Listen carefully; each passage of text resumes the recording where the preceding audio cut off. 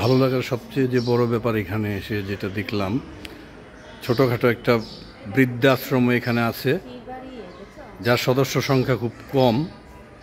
এটা একটা ভালো উদ্যোগ, যেটাকে আমি সাপোর্ট করি।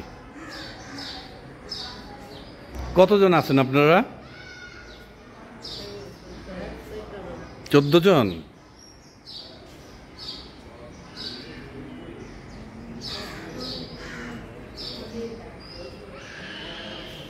এরকম উদ্যোগ নেওয়াকে কমিটিকে অসংখ্য ধন্যবাদ।